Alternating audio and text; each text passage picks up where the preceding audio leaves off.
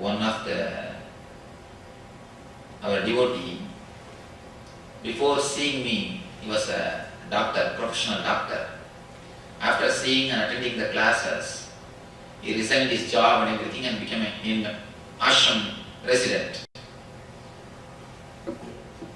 His friend was speaking to another friend. Don't go to Nityananda Swami, see what happened to him. His whole life has changed. When our devotee heard this, he said, what happened? I am much more happier than you. I am much more joyful than you. My whole life is totally different now. Don't think you should be feeling sorry for me. I should be feeling sorry for you. But when I look at from the outside, of course, it is not that anybody whose life is transformed will come and settle in the ashram. Then I will have no place. It is not that way. But when the transformation happens, you move towards the truth. To move towards the truth, to go behind the truth, you need courage. You need real logic. A man who is logician, a real logical person, will have always the courage to move towards the truth. If the truth shows something, he will have nothing to hold himself. He will not stop. He will not bother about anything. Just he will move towards that line. That is the real courage or real attitude of a scientist, of a logic man who is logical. Whenever a new truth is discovered, new hypothesis is brought to the light, a real scientist will work on it. If you are not courageous enough to work on the truth, if you are not courageous enough to come out of your shells, you are not man who is logical. So, the transformation fear is such deep, most of the time we do not want to follow the truth.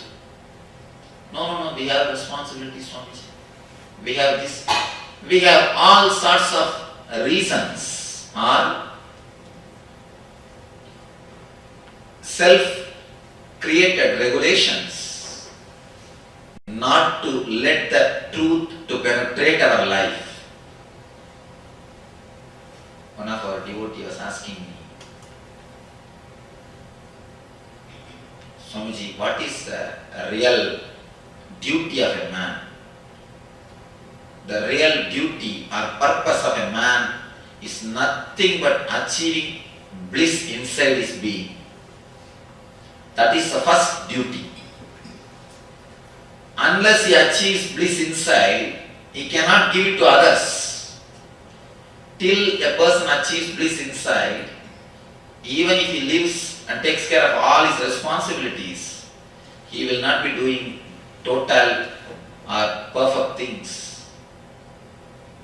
He will be only making others as his slaves or himself as slave for others.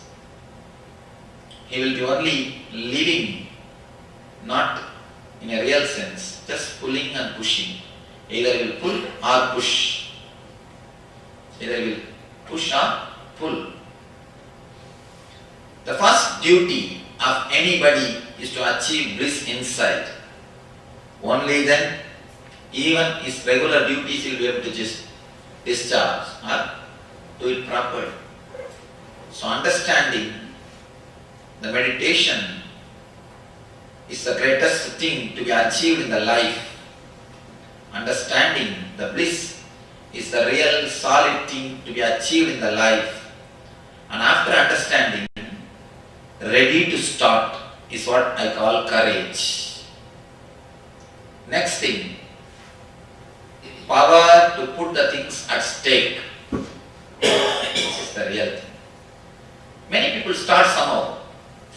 When they see me, and especially when the people see me, naturally they get inspired to see some personality like this, always joyful. Yesterday somebody was asking me in the energy session, Swamiji bless me, I should be joyful just like you. I should be ecstatic just like you. Somebody asked me. He doesn't know how much of responsibility I have to take to be in this ecstasy. People always want to have the joy, but nobody wants to take the responsibility. If you really want the joy, energy and responsibility, both of them come in the same package. One of the ashram resident, he was just tired of working so many hours. He asked me, Swamiji, after all you are enlightened, you are always joyful. Why should we work? We all simply sit together here. Morning to evening. we can go on talking and enjoying and meditating. Why should we serve society, Swamiji? Why should we do service? After all, you are happy wherever you are. And we are happy just by being around you. Why should we work at all? Why should we serve the society at all? It's a real question. Why should we work? And they know that whatever work is done or not, I am quite comfortable. Always I am happy, joyful. When you are always joyful, you are our master. Why should we work at all? I told him, what you are asking is perfectly alright. But a strange thing, when you are ready to take the responsibility to serve the world, when you are ready to take the responsibility of compassion, feeling for others, only then energy descends on you. Two things. Compassion, the responsibility of serving the world. A man who is ready to take the responsibility of spreading this love and bliss, only on him enlightenment descends. I told him enlightenment comes only as a package. Energy and responsibility, both come always together. I also thought before enlightenment. After enlightenment, I will be joyful, I will not do anything. I will be just in ecstasy, all by myself. But of course, I have an ecstasy, joy, but not the way I thought. I thought there will be no responsibilities. But only when you become enlightened, you will understand the responsibility of whole world, the feeling for others, feeling for every being. Only with that responsibility, the enlightenment descends on you. The energy descends on you. Energy and responsibility. Whenever you take responsibility, whenever you feel responsible, only then energy descends on you. Only then the power descends on you. Power to put the things at stake. Many people, when they see me, such a joyful, ecstatic life, they get inspired. Yes, we should also meditate. We should also meditate. But they are not ready to put their life at stake. They are not ready to put their life at stake. A small story. Once an atheist went to a picnic to a big mountain. Somehow, at the time of walking around, he fell from a hill cliff, the mountain cliff. He fell from a cliff. And he is just holding one root of a tree and shouting, "Please, is there anybody? Save me, save me." Nobody was there. And the root of the tree also is slowly coming down. And he is sure he is going to now die. Nobody will even know where he has gone. Nobody could even see his body. Nobody will be able to even see his body. He knows that he is going to die. Suddenly he thought, anyhow I am going to die. Why not give a trial to God also? He shouted, "Oh God, please save me. Oh God, please save me. Oh God, please save me." If you save me, I will believe that you exist. Then from above God said, all right, don't worry, I will hold you, you let go this hand. You just let go this hand, I will take care of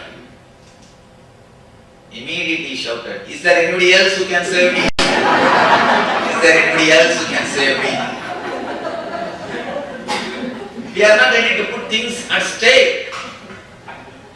In one hand we hold God, in the other hand we tie the camel. In one hand we do this, in one hand we do that. If you put $100, if you win, you will get only $200. If you put $1,000, if you win, you will get $1,000. But the courage to put things at stake, and many people come and tell me, Swamiji, I don't have time to meditate at all. I tell them, never tell that way. Tell, I don't give so much of importance to meditation. I agree. You can never tell, I don't have time. Everybody has got only 24 hours. Then people who meditate, you think all of them have no other work? Everybody has got time. Be very clear. You don't give so much of importance to meditation. That is perfectly alright.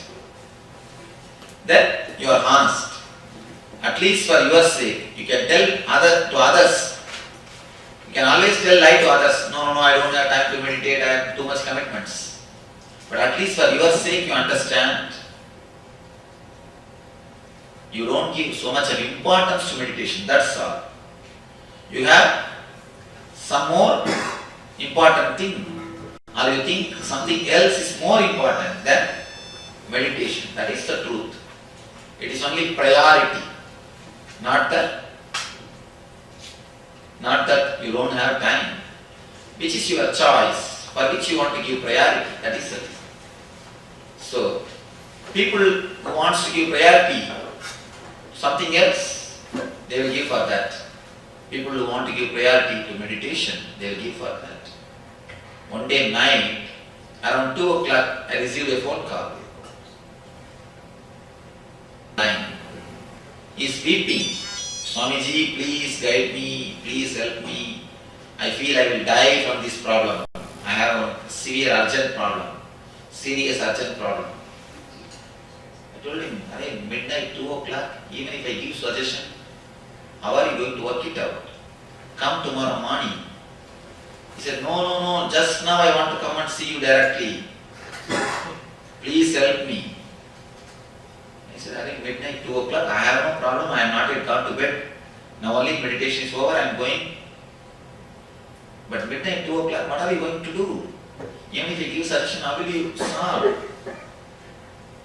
No, it is too serious problem, Swamiji. Otherwise, I will die if I don't find the solution. It's like my death, life and death question. Alright, come early morning, 5:30.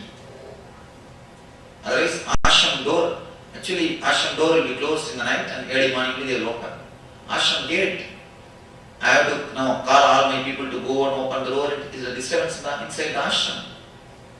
And each one has got their routine. Morning they have to get up, come in the morning. Then he said, no, Swami, morning I have to go to office.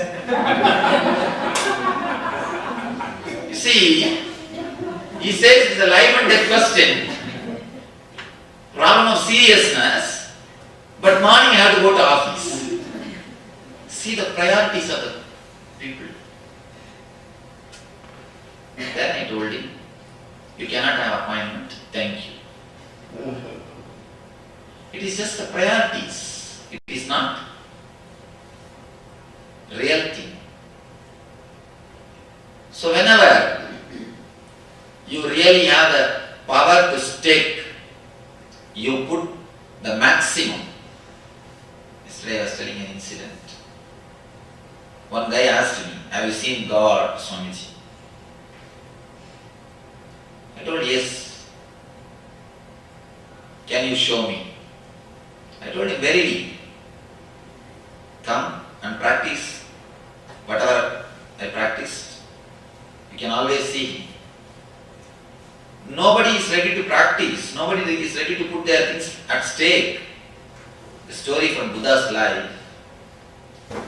Somebody went and asked Buddha, why don't you give enlightenment to everybody? If you want, you can give. Why don't you give it to everybody? Buddha said, please go around this village and take accounts. How many wants enlightenment? And come back in the evening. When that man came, he brought some 10 people. See, these are the people who want enlightenment.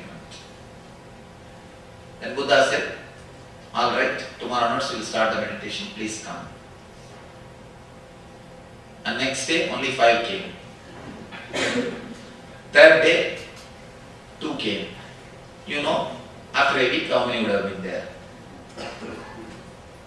Everybody wants things. You see, people think enlightenment is also like one more object which can have there in their house. Like a showcase things. There are so many statues and beautiful things. Enlightenment is also one more show. You see, I have enlightenment. If something new happens, if some new guest comes, you take them and show all over the house. Na? You see, I have this Camry car, Lexus car, I have these, I have that, look at here, look at there. This I brought from Tibet, this I brought from Varanasi of India, this I brought from China. You show. Just like that, you think you can show enlightenment also. You see, I have got enlightenment from Nityananda Swami. From India. Fresh. New brand. The best modern latest enlightenment. People want things, but they are not ready to stake. They are not ready to put the things at stake. The power to stake, power to undergo the meditation, or the power to transform your life, power to decide to live the truths. I always tell them, truth does not have one meaning as you understand. Truth has got 3 meanings. Now as on now, truth means we know only one thing, speaking the truth. But it does not mean. Truth has got 3 dimensions.